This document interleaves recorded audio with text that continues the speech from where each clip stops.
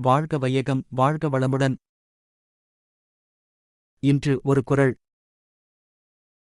அதிகாரம் 7 மக்கட்பேறு. திருக்குறள் 64. அமிழ்தினம் ஆற்ற இனிதேதம் மக்கள் சிறுகை அளாவிய கூழ். மூவர்தராசனார் விளக்கம். தம்முடைய மக்களின் சிறு கைகளால் அளாவப் பெற்ற உணவு பெற்றோர்க்கு அமிழ்தத்தை விட மிக்க இனிமை உடையதாகும். சாலமன் பாப்பையா விளக்கம். தம் பிள்ளைகளின் சிறு கையால் பிசையப்பட்ட கூழ் அமிழ்தைக் காட்டிலும் மிக இனிது. கலைஞர் விளக்கம். சிறந்த பொருளை அமிழ்தம் எனக் குறிப்பிட்டாலுங்கூடத் தம்முடைய குழந்தைகளின் பிஞ்சுக்கரத்தால் அளாவப்பட்ட கூழ் அந்த அமிழ்தத்தை விடச் சுவையானதாகிவிடுகிறது. Chapter 7 The Wealth of Children. Thirukkural Couplet 64.